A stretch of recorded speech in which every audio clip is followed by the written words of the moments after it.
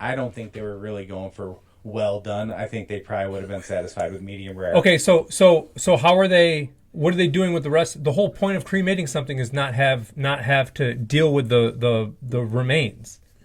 So they have to clean them out still. Where are they putting the remains if they didn't cook them all the way?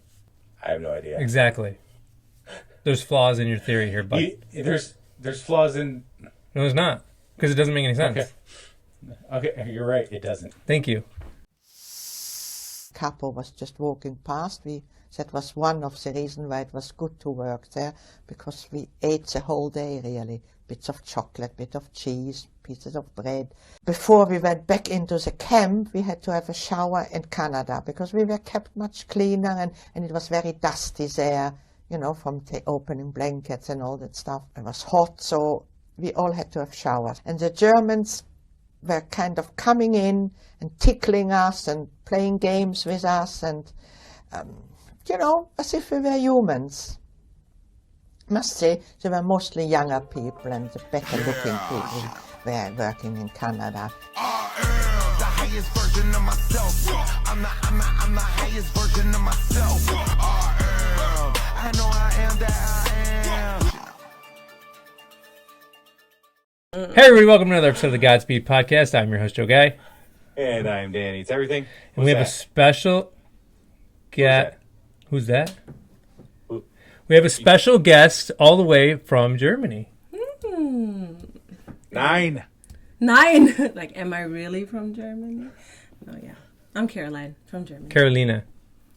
Yeah. I'm let Carolina. Me just say, amazing voice, beautiful singer. I didn't think it was real at first. I thought Joe was yanking my chain a little bit, but amazing. Thank I've you. listened to, hours now.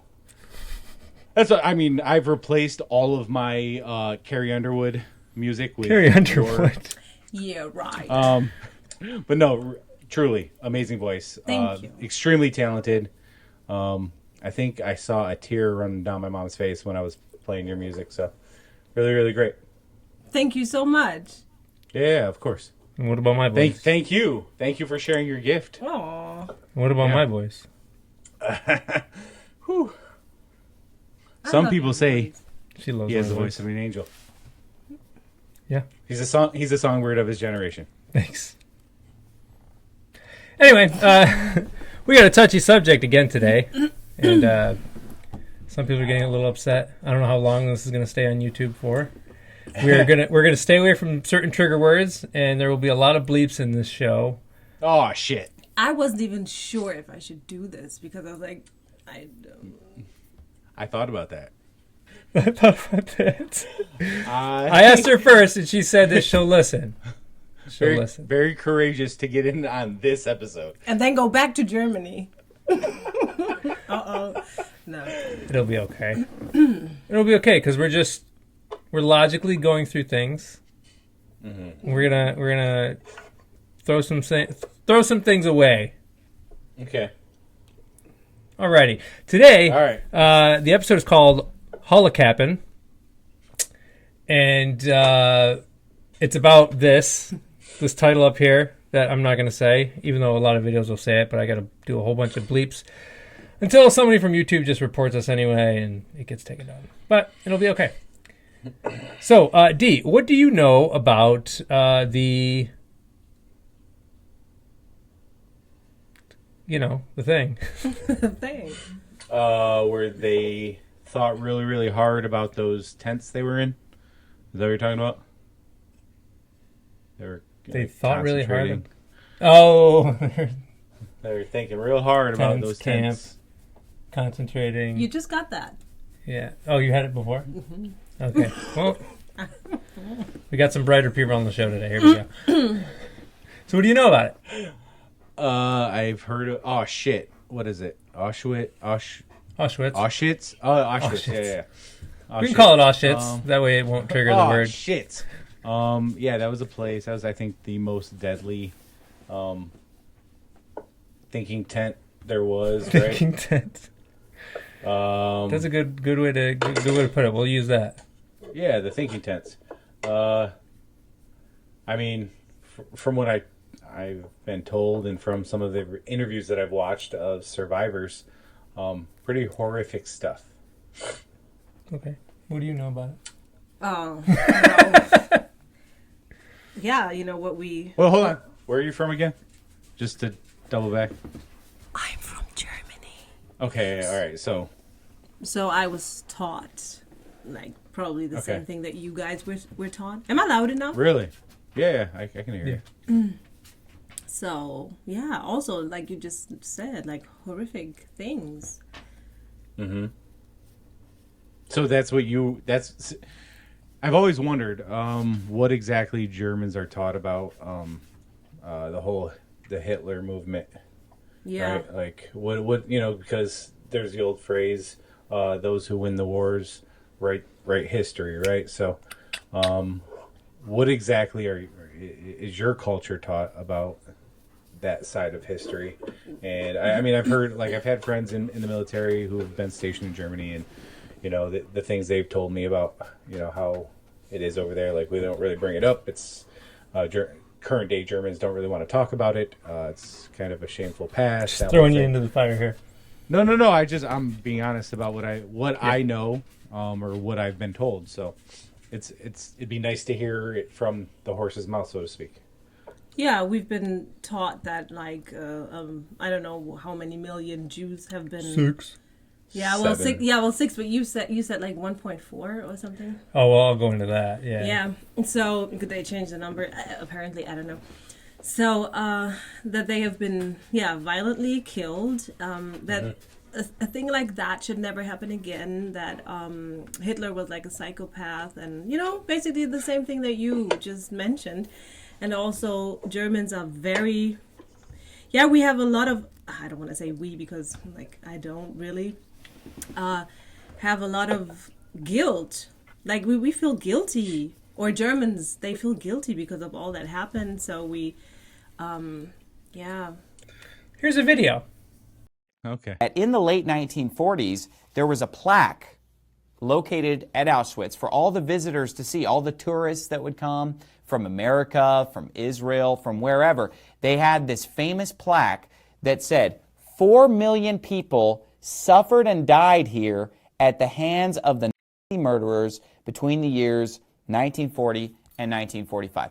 So right there it says that 4 million died. This plaque was in place until the early 90s with the fall of the Soviet Union, when the plaque was replaced with another plaque that says, "Forever let this place be a cry of despair and a warning to humanity where the murdered about 1.5 million men, women, and children, mainly Jews from various countries of Europe." So we have a change here from 4 million people in the late 40s on the plaque to about 1.5 million. Then we have this plaque right here that's even later that says that 1.1 million of these people died in Auschwitz. Approximately 90% of the victims were Jews. So basically we have 4 million, then we have 1.5 million, and then now we have less than 1 million, because if you look at 90% of 1.1 million, you have less than 1 million Jews that died. So my question is this: how can you reduce the total at Auschwitz from 4 million to 2.5 million, but the total always stays the same? It's always 6 million. Now, why would you change it from 4 million? They say 6 million died in the Holocaust total because there was 6 camps total. Auschwitz was just the biggest one. So why would you change it from 4 to less than 1 million? Any takers? I have no idea. Okay, so there was 52 cremation ovens, okay? A cremation oven can fit one person, and so if they were running at capacity through the 4 to 5 years that this camp was running, that means 4,756 people were cremated every day. 91 per oven. That means 4 people per hour. 15 minutes per body. If you ask any crematorium in the country and you ask them how long it takes to cremate a body, they will tell you it takes between 2 and 3 hours. So, back in the 40s, they had ovens could remove a body in 15 minutes. So and that's based on the 1 million number. That's not even based on the 4 million number. If they use the 4 million number, it would have to quadruple that amount every day. So you're saying they changed the plaque because it's ridiculous to say that 4 million people died there. Too much. So you're saying that they cremated every single person that they killed there? Yes. Every single one. Yes. You don't think they burned any of them alive? Nope. Or Treblinka, they stated that they buried 700,000 bodies, and then people were asking questions about the mainstream narrative, where were the bodies? They said that they dug them back up and then they put them on bonfires and stuff, when that wouldn't even get rid of all of the remains. 700,000, they dug 700,000 bodies up. Why would you do that? That's a lot of bodies. I don't know. Also, the crematorium was upstairs from the chambers. I'll show a video right now where they go into a virtual tour of what the chambers look like, in the showers and the undressing room and stuff like that. But they had to bring them upstairs in an elevator. The elevator only held about 300 kilograms, which is 660 pounds or something like that. She knows, she's German. That's what I was going to say. Ask her.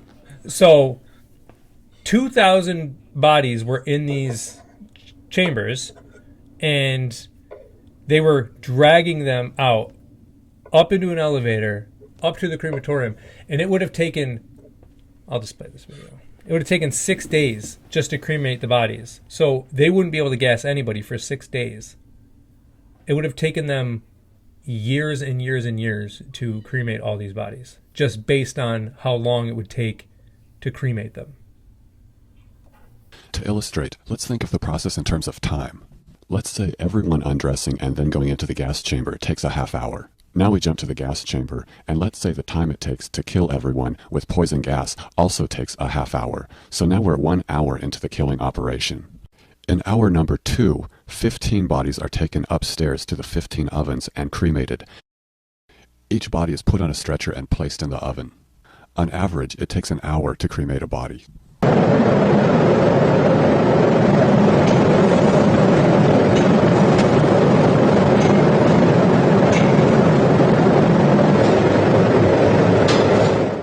So in hour number 1, 2,000 Jews are killed.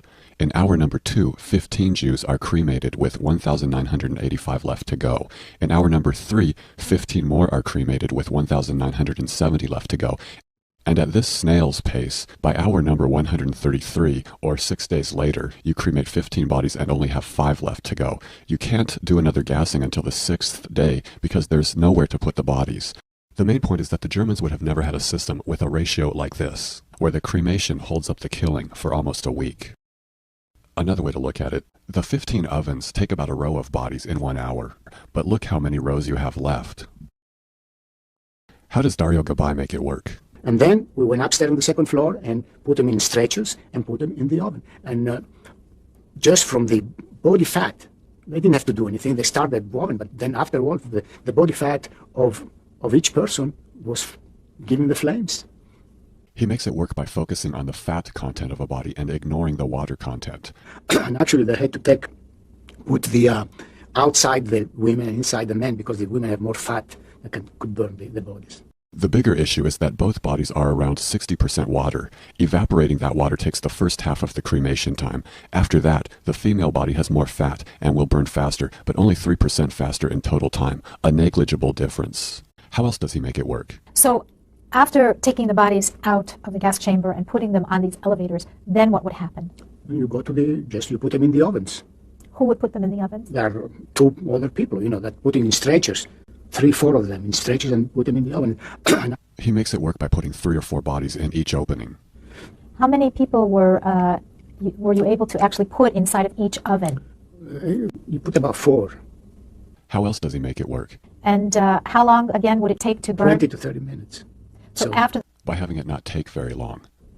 Did they give you any kind of an instruction as to how to do things or give you tools to work with? Well, they give you all the tools, they hit all the tools to, every 20 minutes you have to turn them around, whatever it was. It takes 40 minutes to burn them. He makes it work by having 3 to 4 bodies take 30 to 40 minutes, which averages out to 10 minutes a body, whereas we said the average is 1 hour for one body. With an average of 10 minutes a body, you could clear out the gas chamber a lot faster than 6 days. So what do the cremation experts say? Does it take an hour for one body, or could you put 3 to 4 bodies in an opening and have it take 30 to 40 minutes? Hi, Lisa. Could you please walk us through the funeral process? We look for cremation information on YouTube and find Elisa Krasilic. Elisa is a funeral director who works for the Cremation Society of Illinois as their vice president. And could you tell us about the cremation process itself? This video was never meant to support the Auschwitz gas chamber being a myth, but under fair use we can use it as that. Because cremation of more than one body at the same time is illegal, we can think of 3 to 4 bodies as the equivalent to a 300 to 400 pound person.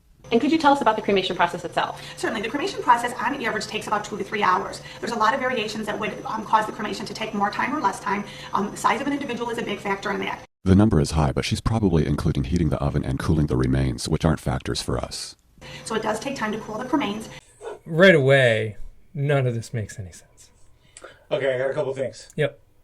1, why do you always find the person with the most boring voice to give us information? 2, he kept insinuating that women are fatter than men. First of all, buddy. No, they have you. No, listen, fuck you, buddy, okay? I know guys that are way fatter than a lot of women that I know. 3, Fat content on the body. I'm not done. 3, German engineering is far superior than all Yes. other engineering. Oh, You I know. that. They can get 12 bodies in one of those goddamn things if they want to. They're German. 4, we're not accounting for size of person. The videos of the slaves in those think tents are much thinner than any American, because she's referencing Americans. It's like 3 to 1. Dude, you still cannot now. cremate a body in 10 minutes or 15 minutes or 40 minutes. Dude, they look. No She offense, just told you I'm it takes sorry. 2 to 3 hours. Jewish people, I do not mean to offend. This is what they looked like, bro. They were starving. They had no water. They were this big. Look at us. We're Americans. We're fucking... We're fucking fat, bro. Dude, you're making no sense right now. I'm making perfect sense. I also don't think that it's possible to cremate a human body in 10 minutes. That's Also, I mean, what was the standard for how cremated the body needed to be? Did they just need to fucking get it down to a little bit of... The crematorium that the ones they showed, those are so families can take the ashes back. They weren't even the proper crematorium. If you're doing mass murder, they're not even the proper. That's what I'm saying. So there was no standard on how long they had needed to burn the bodies, right? They just need to make it small enough so it's easy to dispose of the ashes, not create something that's like... like there's standards today when you're cremating somebody. So there's probably no standards. You think they can cremate 4,700 bodies every day with 52 ovens? That's what you're telling me? Let me do the math real quick. I don't really think that's possible. It's not possible. I mean, I don't know much about cremating, but... Right, me neither. Yeah, I don't know much about it either. But my point here is that, like, I don't think they were really going for well done. I think they probably would have been satisfied with medium rare. Okay, so how are they? What are they doing with the rest? The whole point of cremating something is not have to deal with the remains. So they have to clean them out still. Where are they putting the remains if they didn't cook them all the way? I have no idea. Exactly. There's flaws in your theory here, but there's flaws in... No, there's not, because it doesn't make any sense. Okay, you're right. It doesn't. Thank you for conceding. I appreciate that. I'm not conceding. I still think it happened. Okay. I can't tell these people that it didn't happen, man. That's fucked up. Huh? This has nothing to do with the Jewish race. I like the only Jews that I don't like are the ones that control our world, like the Rothschild and the Rockefellers and all of those scumbags that control all the movies, all the media, all of our food, everything. Those are the Jewish people I don't like. And that has nothing to do with that they're Jews. Yeah, it has nothing to do with their race. I'm just poking holes in this BS story that they want us to feel bad about. And they want you to feel bad about more than anything. There's only one race. Yes, you're right. The human race. The Boston Marathon. Oh, we're getting into that one too, because that was a lie too. Christ. Oh, you know, joke and it turns into another episode. Oh, God you know. damn it. Well, you know that's another episode that YouTube probably won't let me keep. So, Boston Marathon was a false flag. Well, But it is the only race. She was Cheers. saying human race. They're Red Bull drinking, parasite loving. Hey, here's a gas chamber expert. Forensics. Forensic samples were taken from the visited sites. A control sample was removed from the delousing facility number 1 at Birkenau. It was postulated, because of the high iron content of the building materials of these camps, that the presence of hydrogen cyanide gas would result in a ferrocyanide compound, being formed as evidenced by the Prussian blue stain on the walls of the delousing facilities.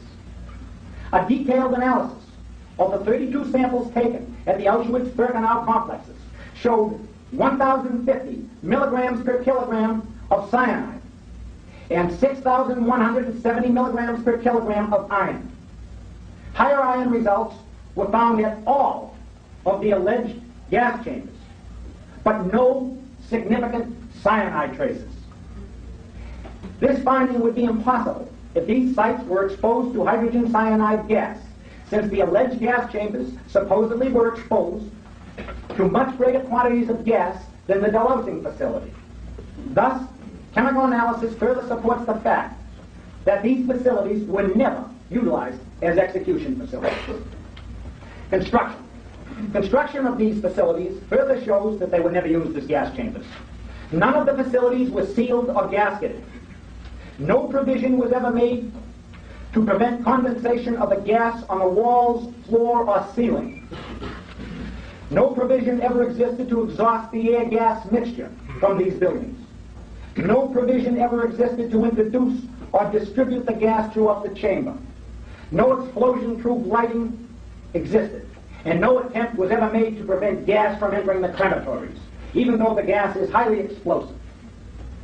No attempt was made to protect operating personnel from exposure to the gas or protect other non-participating persons from exposure.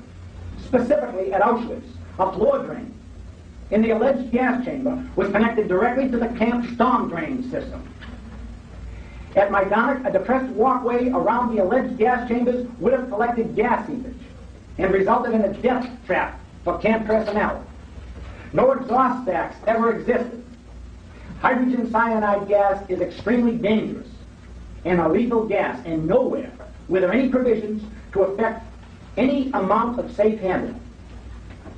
The chambers were too small to accommodate more than a small fraction of the alleged numbers. Plain and simple, these facilities could not have operated as execution gas chambers. Conclusion.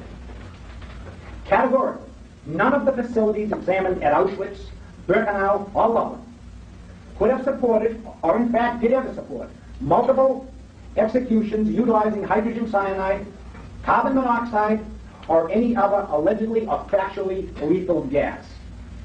Based upon very generous maximum usage rates for all the alleged gas chambers, totaling some 1,693 persons per week, and assuming these facilities could support gas executions, it would have required 68 years to execute the alleged number of 6 million persons.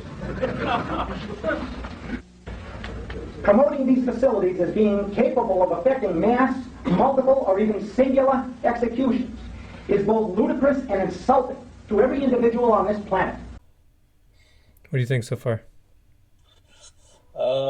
Man. Okay. What do you think? Yeah, it's... Again, what do I know? You know, it's... Right. Well, there's experts telling you guys what's going on. But we also have people who saw with their own eyes telling us what they saw. Okay. I mean, who do you believe? It's really, that's Sounds, It's hard. Here's a love story. A story that is genuinely extraordinary. But as he explained to us in this exclusive interview, he felt he needed to make things up to get people to pay attention. It's the greatest love story we've ever told on this show.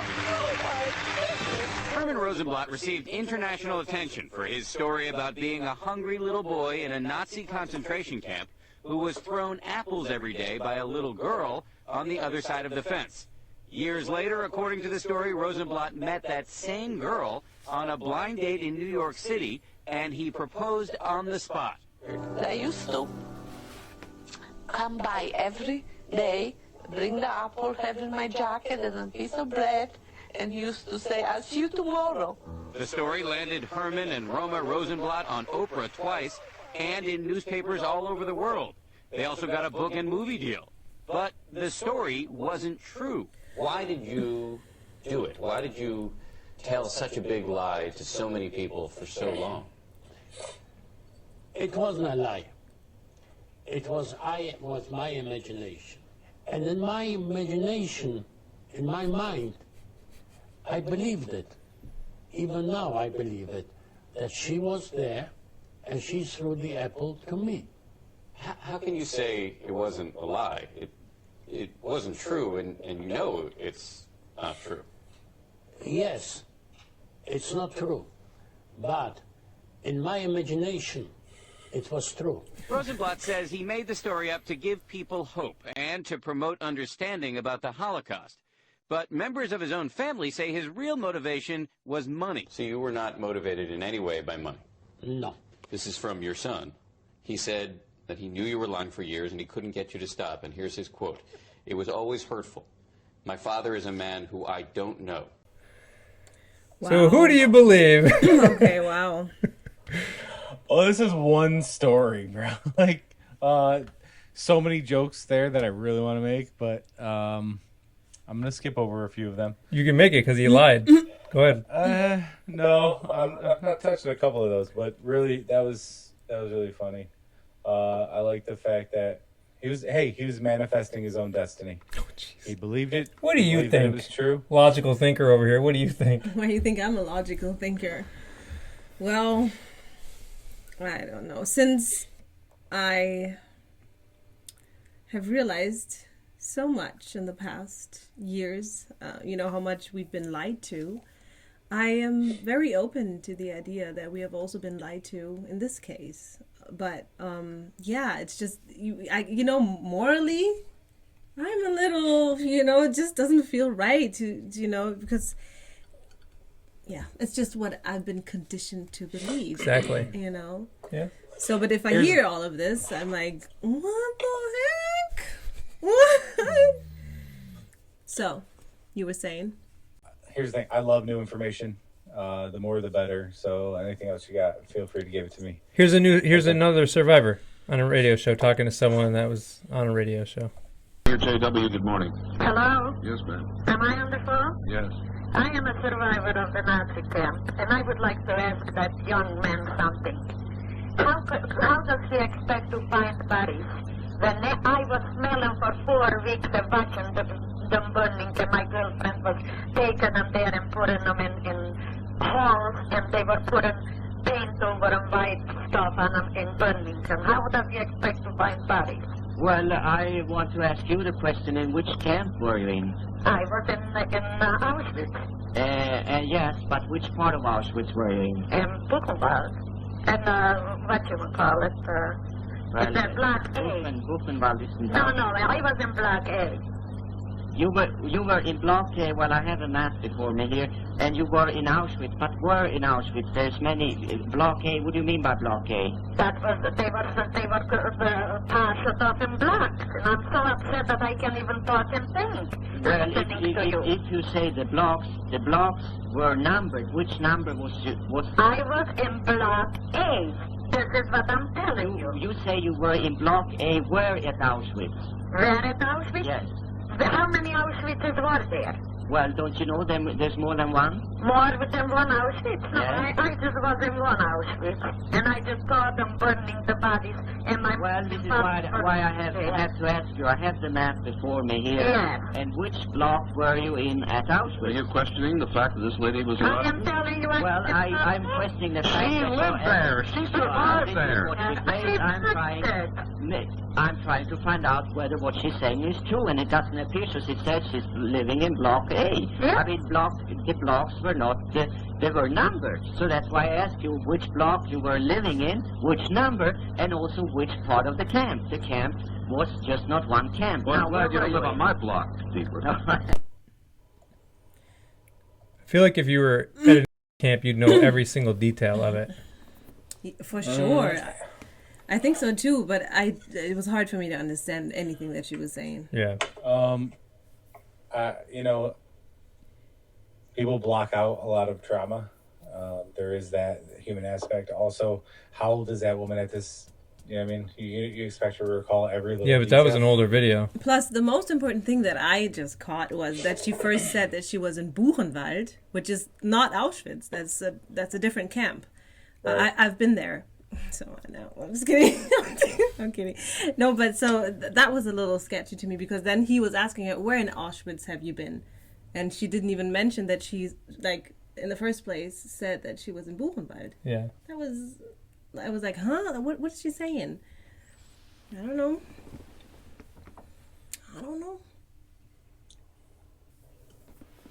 Cyanide and carbon monoxide, both alleged to be used during World War II to gas millions of Jews. Cyanide at camps such as and carbon monoxide in places such as Treblinka. Hold on, what does that sign say right there? Witnesses to the gassings describe the color of the victims. It says Arbeit macht frei. That means work. Hold on, wait. Work will set you free. Yeah, there you go. You see, you speak German. A little bit, yeah. I'm a little German. I'm a little German. It's funny that the camps would say that. Okay, back to the video. Nobody was set free. Witnesses to the gassings describe the color of the victims. They were blue, black, and swollen. What I saw in the gas chamber was ghastly. A horrible scene. Yakov Silverberg. The bodies were tossed out, blue, wet with sweat and urine. The legs smeared with excrement and menstrual blood. Kurt Gerstein. What did I say? I said the people I saw 15 minutes ago, I see them all dead, standing up with their children, black and blue. The nature of the corpses, on account of the terrible effect of the poison gas, was such that one could see only blue, black, bloated, and mushy flesh that had once belonged to human beings. Zyklon B has the property of disintegrating a human body almost completely, of causing the human lung to burst, and of turning the rest of the body into a jelly-like state. When the door finally was opened, the Sunder Commando was assaulted by an overwhelming stench and the ghastly sight of putrid flesh. The bodies had turned blue and were bloated to double and triple their normal size. If this sounds like bad horror fiction, that's because it is. Out of the so-called witnesses of the alleged gassings of millions of Jews, almost all of them fail to mention the correct, textbook, cherry red color of cyanide and carbon monoxide poisoning victims. When devising these atrocity stories, these liars made big mistakes which expose their lies. Those poisoned with cyanide and carbon monoxide don't turn green, blue, or yellow. They turn a distinct cherry red. Show me that. I asked you guys. So the actual poison the actual gas that would kill them all, everybody's describing blue, green bodies, but it doesn't even turn you blue or green. It turns you red. Cherry red. Cherry red. Thank you for adding that. I was wrong on the color. It was cherry red. Didn't you also mention the other day that this gas would affect people like for miles and miles? Yeah, because the forensic guy just told you that it wasn't sealed. Mm-hmm. It wasn't gasketed. The gas could have went anywhere outside the facility. It would have killed all of the SS soldiers. It would have killed the regular people in the camp. What did the sign say again that he asked about for the last video? Something about labor? Arbeit macht frei. Okay. Work will set you free. Yes, because they weren't death camps, they were labor camps. Yes, Jewish people were put in camps or think tents, and they were forced to work. That's why their heads got shaved. Their heads got shaved because of lice. They didn't want them to have disease and stuff because lice was causing a disease.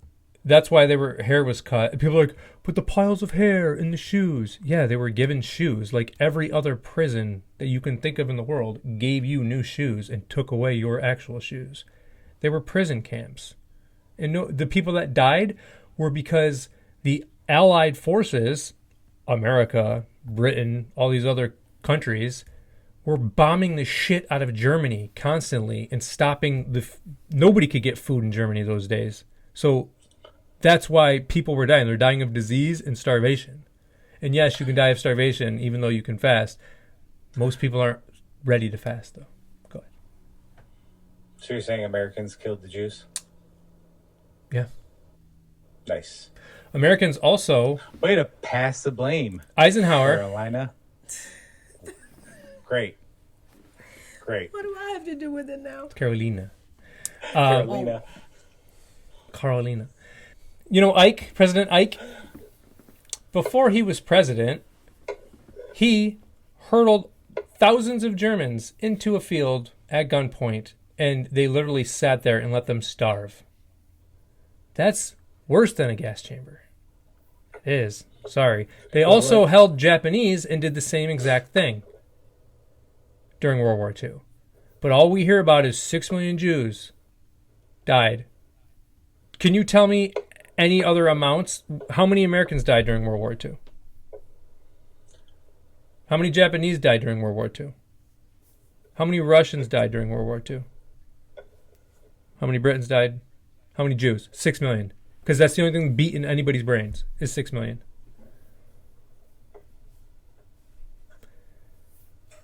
Then, Dr. Lorraine Day. This is Dr. Lorraine Day. Let's see what she has to say about this. And here I was. I loved my grandmother, but I was away from my parents that I wanted to be with in this scary time during World War II. So I remember all of these events. I remember we never heard anything about a supposed Holocaust of the Jews during World War II until many years later. And in fact, Eisenhower, who was a Jew, and Churchill, who was a Jew, when they wrote their memoirs of World War II, they never mentioned a supposed Holocaust against Jews. The Red Cross was allowed into all the concentration camps at will whenever they wanted to go in, the concentration camps in Europe that were run by the Germans. The Red Cross was in there all the time. They never reported that there was any gassings going on, any killing of inmates, any torturing of inmates. This has all been held from the American public and probably the public in the UK because the Jews have rewritten history. And so none of these things happened. Hitler put the Jews in concentration camps because when he was at war when Germany was at war with Britain, which the Americans, Soviets, and the Brits started, a war against Christian Germany, the international Jews told the Jews in Germany to sabotage the war effort. Well, then they became traitors, and Hitler put them in camps. The camps were built right next to IG Farben, where they worked. I show pictures in the book of them working in IG Farben and various other mechanisms for the war effort. So, why are they lying to us again? Like, why? Just to divide? Or what for? To divide, so they can cut. I mean, they're doing it now with Israel and everything that's going on now. They, like I said, the Jewish bankers that started the Federal Reserve and all that, they've been in power for decades. Mm-hmm. They need people to sympathize with their kind and to divide everybody. They need their stories to keep going. It's the same thing with race divide. It's the same thing with gay straight divide. It's they need us divided at all costs constantly. Also, and confused. כאילו כשאתה רואה את זה אתה אומר לעצמך וואי בא לי לרצוח את כל מי שעולל את זה, אבל בעצם לא, כי אם אני יותר גזענית אז יהיה מישהו יותר גזעני ממני וזה לא ייגמר. אבל את מי בא לך לרצוח? את מי בא לי לרצוח? את כל אלה. מי זה אלה? הנאצים. הצוררים האלה. טוב, הם כבר, את יודעת, מתו. כן, אבל תאמין לי שיש להם דורות. אמנם לא כמוהם, אבל יש. Yeah, also, back in 1917, you've heard, before Russia, it was the Soviet Union. Soviet Union was run by Jewish people because Jewish people, the Jewish bankers, were funding both sides of the war. Here's a video explaining all of that.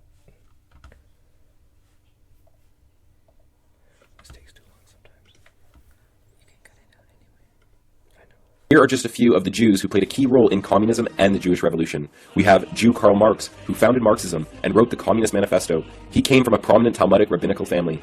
We have Jew Vladimir Lenin, who was the leader of the revolution. He returned from exile to Russia in a sealed train car after the first failed Jewish revolution of 1905. He returned with financial aid for the revolution. Also, 90% of the people in the train with him were Jews. Lenin happens to be the brother of Alex Ulanov, who was hanged as a traitor after he tried to assassinate Tsar Alexander III. Jew Alexander Kerensky, or Aaron Kibritz, who the Tsar trusted, was placed in charge of the Russian provisional government when the Tsar abdicated, and he is probably the biggest traitor in Russian history. He helped dissolve the Russian government and army and handed the country over to the communists. He was also a childhood friend of Lenin. Jew Jacob Sverdlov, along with Jew Isai Isakovich Golishyokin and Jew Yakov Yurovsky, were responsible for the rapes and murders of the Romanov family. Jew Leon Trotsky, or Lev Davidovich Bronstein, was the military leader of the revolution and was married to Natalia Sadova, the daughter of Jewish banker and merchant Abram Zhivatovsky, who had connections to Jewish banking families Rothschilds, Warburgs, and Schiffs. We have Jew Lazar Kaganovich, who played a key role in starving 11 million Christians and became Stalin's right-hand man. Jew Genrikh Yagoda would command the genocides in Russia. He was also in charge of the Gulag prison systems, which made Hitler's labor camps look like Disneyland. Yagoda instructed Jew Naftali Finkel to design the Christian Gulag concentration camps. This all happened within the 15 years before the Nazis came to power. The Jewish list goes on. I could probably spend the next 2 hours listing off all the Jews involved in the destruction of Russia. Now, none of these Jewish atrocities are in my history books. Yeah. So in 1917, they call it the Russian Revolution, but it was the Jewish Revolution because those Jewish people that they were just talking about took over Russia, and that's who the Soviet Union was. It was run by Jewish people, not Russians. And that's one of the reasons why Hitler put them in camps, because of that. They were felt to be traitors in his eyes. I'm not saying Hitler was a great man at all. Every speech I've ever seen of his, I've never heard. I don't speak your beautiful language, so I don't know. All right, here's a guy on Montel Williams talking about how they actually died when they didn't die. The actual Jewish people that did die during camps in World War II. It's very important to understand that no one says that those pictures are not real, as you indicated at the beginning of the program. The pictures are very real, they're very horrible, they're very tragic, and we've all seen them. We've all heard that 6 million Jews died in the Second World War during the Holocaust. But it's very important to understand what these pictures show and what they don't show. These pictures were taken at the Bergen-Belsen concentration camp at the end of the war by the British when they liberated the camp. The people shown these pictures, and it's a very, very terrible pictures. Nobody denies that. Nobody says it didn't happen. Nobody says it's not true. These people were victims of starvation and disease. They died in the last weeks of the war. And they died in the last weeks of the war as, in fact, indirect victims of the war.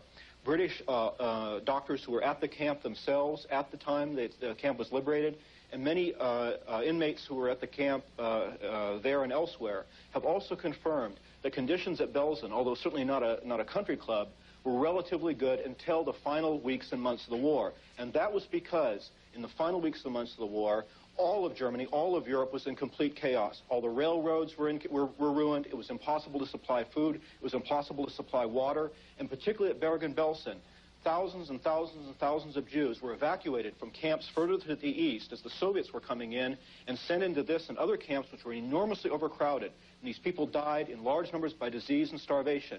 But if the policy of the German government had been to exterminate these people, they would have long since been dead, and these pictures would not have been taken. In fact, the German government policy during the war was a very grim one, it was a very harsh one, and so forth. As I said, again, no one denies those pictures. But those people were not victims of a program or a policy of extermination. And that Unless you had a reason to keep them alive, like slave labor. They were all slave labor the whole time. Right. That's the whole point. I got a couple more videos left. This one is fairly long, but I won't keep the whole thing on. You're okay. You can beat me up all you want. Hit him harder, please. Here's so Steven Spielberg, the Jewish Hollywood director, who made Schindler's List and Band of Brothers and all these World War II movies that, he made a bunch of them. Anyway, he made a documentary called The Last Days, and he interviewed people that were at the camps. And he didn't use any of these people. He only used the ones that were bullshitting. Spielberg's USC, Survivors of the Shoah Visual History Foundation, contains over 50,000 video testimonies. Out of 50,000 testimonies, the Shoah Foundation handpicked a bunch of hate-filled liars and Zionists for their documentary. Surely, out of 50,000 video interviews, there must be some Jews telling some semblance of truth about life in the camps. We also had an orchestra where some of the musicians stood together, and one musician was so good that he had the instruments playing and he wrote the notes, so later on we had a band who played over the weekend. I told you we had a piano put into not just a piano, a grand piano was brought into block 1. Once that was built, that new block, the downstairs room was assigned for theater, and I helped him with the curtain stage, and that was wonderful because I had a man sitting across me for a change. How did you entertain yourselves? Well, there were at the beginning of those days, there was a library where people could get books to read. There were newspapers which we could get. A violin quartet used to come and play. And they said they're gonna build a movie in the camp, and the president said, "Only you must be crazy. They're gonna make a movie for us in the camp." And really it happened. They made a movie in the camp. Yeah, and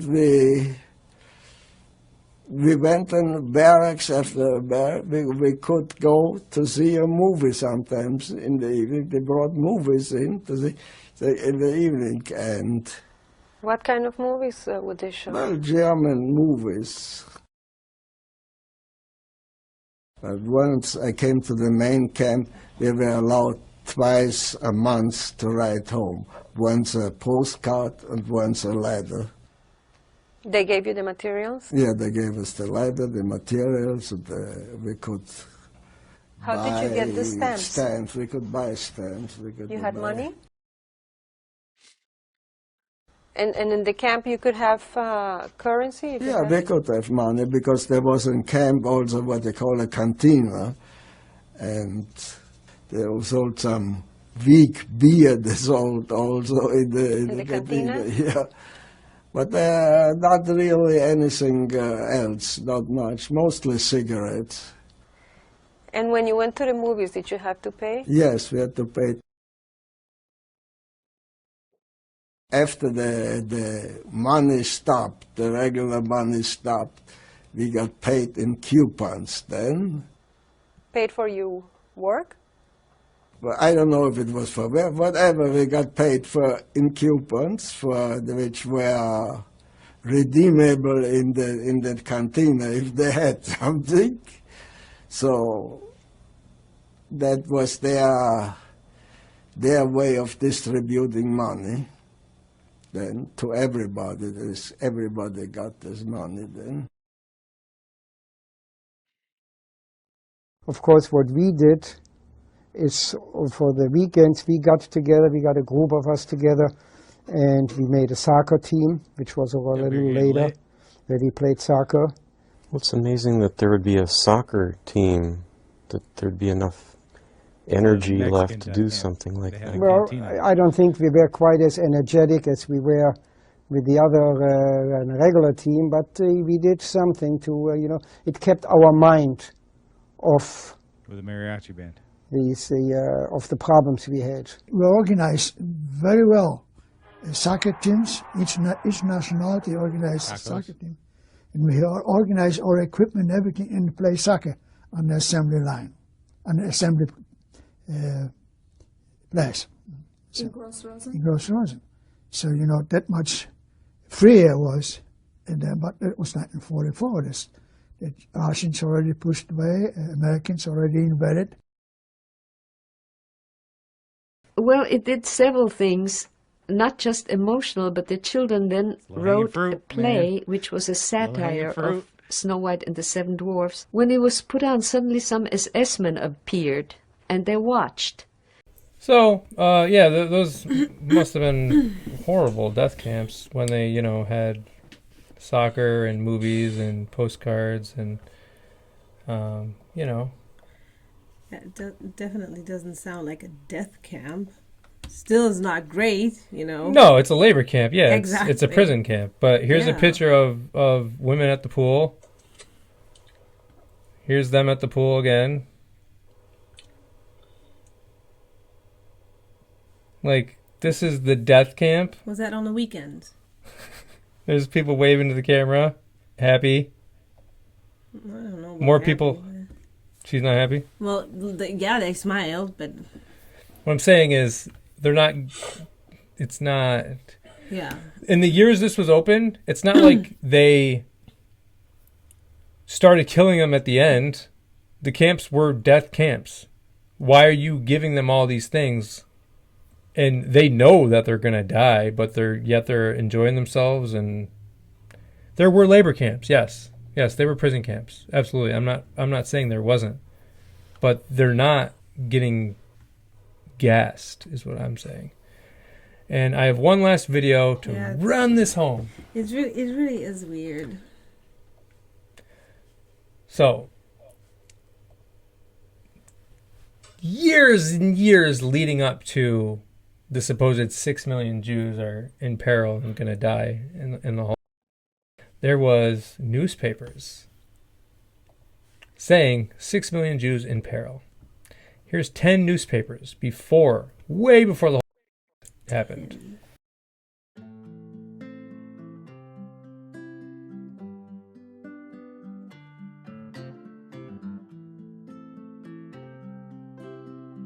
He's showing the dates, what paper it is, so you can go look this up for yourself at a library.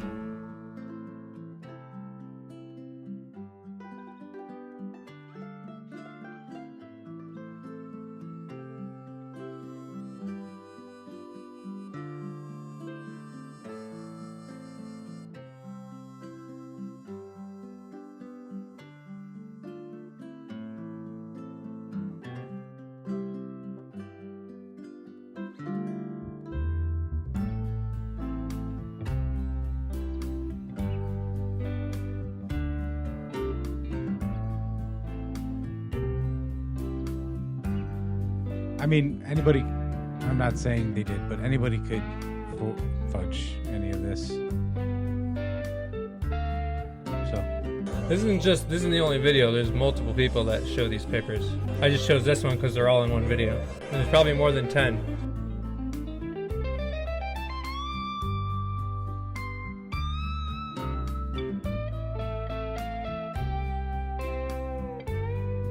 So what it was so fast. What was it saying actually? That 6 million Jews need help. And Yeah, 6 million Jews in peril. 6 million Jews are about to starve. 6 million Jews. That's like they were preparing for something, so people sympathize with Jewish people. Yeah. Okay. And then they came up with the whole. That the doctor, whatever her name was, said she didn't even hear about the Holocaust till 20 years later. Yeah. I heard that. In Eisenhower's book and Churchill's book and Charles de Gaulle's book, all about World War II, 7,000 pages worth of stuff and no mention of the Holocaust at all. You don't think Eisenhower's going to talk about the Holocaust in his book about World War II? Yeah, sure. Man. But that's all I got. It's a tough one, I have to say, but yeah. Definitely. I mean, strange. I guess I don't know why he would, unless he visited one after the war, why he would mention it in his book when he was talking about the war. I don't know how much he had to do with the actual concept. Eisenhower was the one I told you starved all the Germans. He was the general that starved all the Germans. Right, but he said he didn't bring it up in his book, right? I'm assuming he didn't actually go to any of those think tanks on his own. I mean, so Churchill didn't mention it either, and neither did that other guy that I just mentioned. Do you think they actually made it to any of those places? I'm sure they were sitting comfortably. The Holocaust is one of the biggest events during World War II, dude. All right, final thesis here. Final thoughts. My thought is,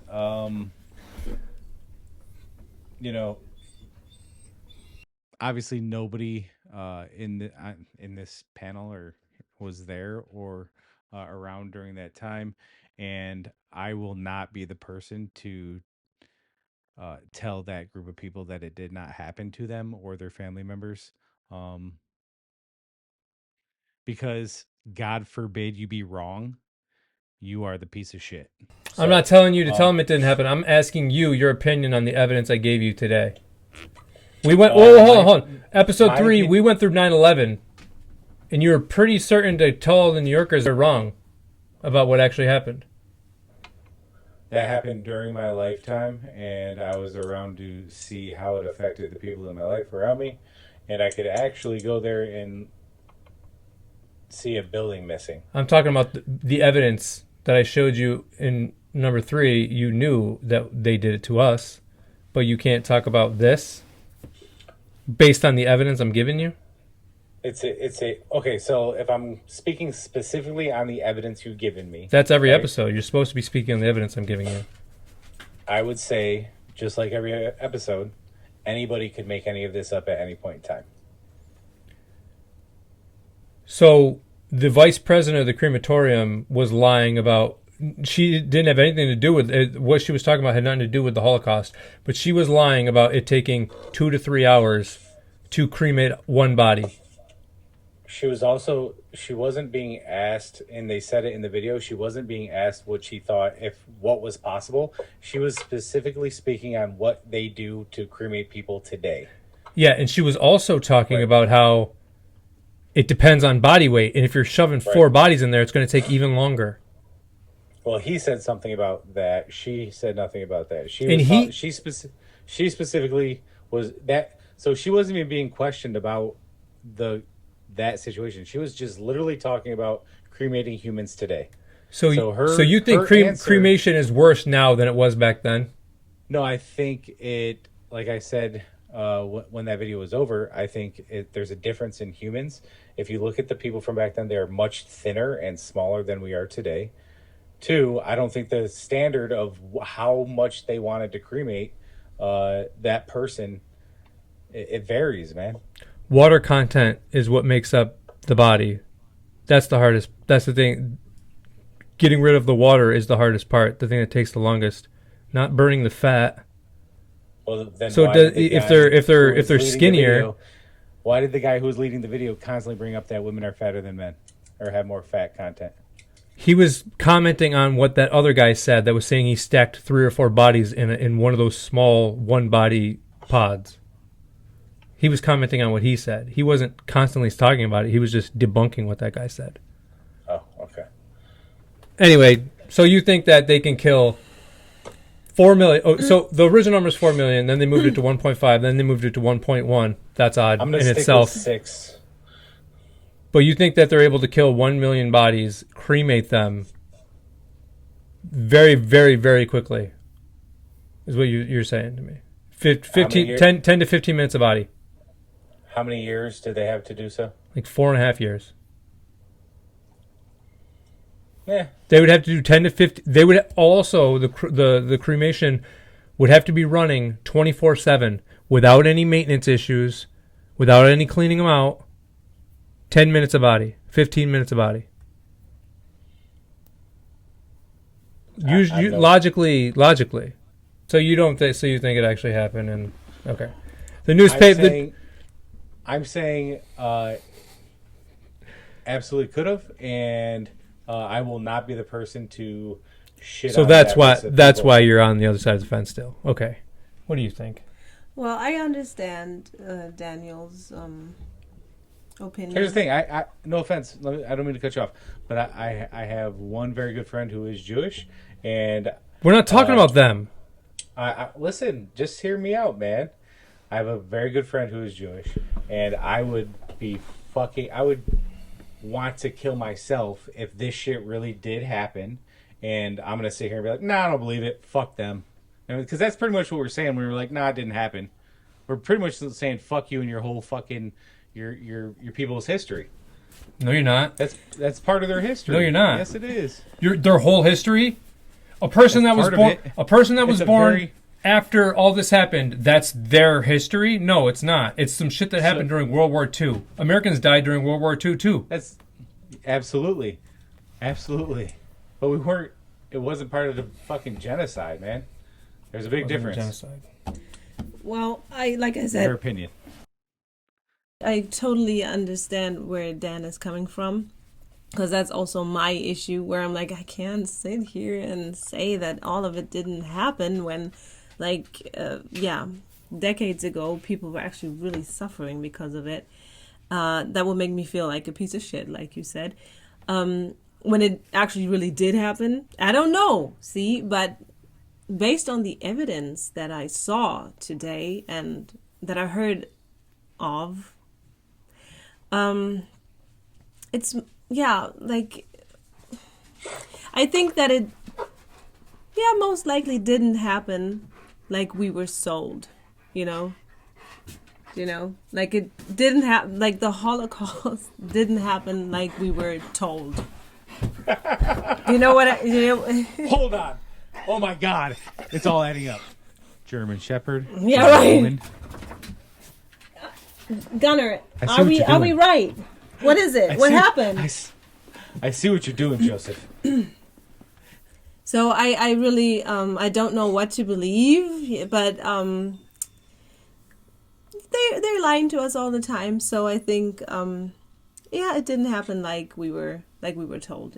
That's for sure. In like how I feel, that's for sure. All right. And Joe, your final thoughts? What do you think happened? I think it's all bullshit. All of it, start to finish. I think every single war is funded by the same group of people. Both sides are funded by the same group of people. They know who's going to win. They don't give a shit who wins. And they come up with stories later on to change our history around. They've changed all of our history. They've lied about all of our history. So of course they lied about this. Because they want us divided. They want us to feel guilty about shit that hasn't happened. People in Germany probably still feel guilty, like you said, over it when they had nothing to do with it. Yeah.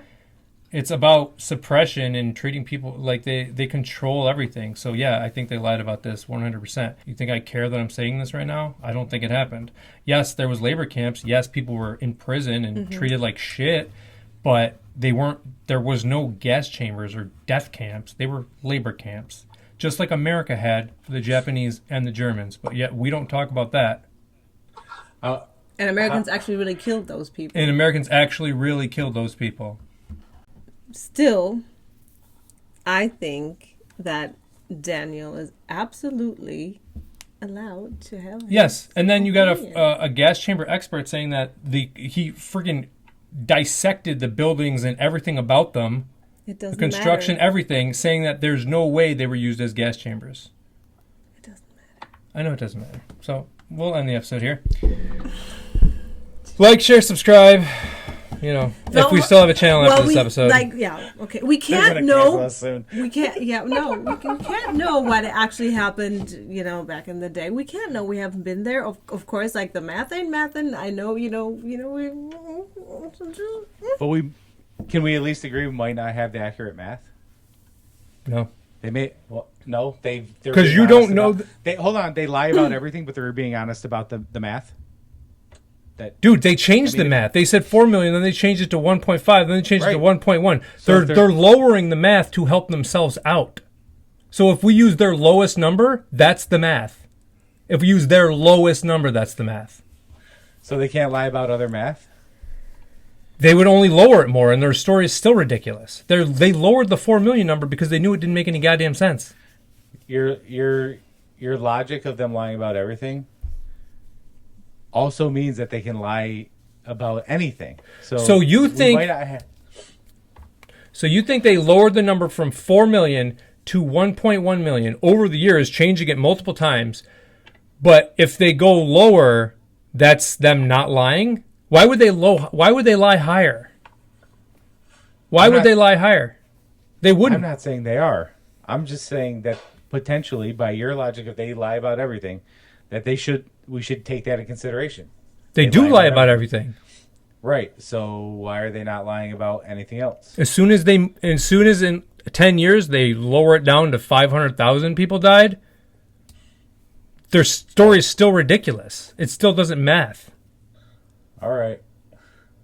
Okay. Godspeed. Oh, Godspeed, guy. Hey, it was very nice meeting you. It was so wonderful to meet you. You're gonna say Godspeed? Godspeed. Godspeed. You've reached the offices of the Godspeed podcast. We are currently closed. Please leave your information and someone will return your call within 24 business days. Thank you. Hi, Joe. Very touchy subject. Man, I mean, aren't you afraid that you're going to get killed now?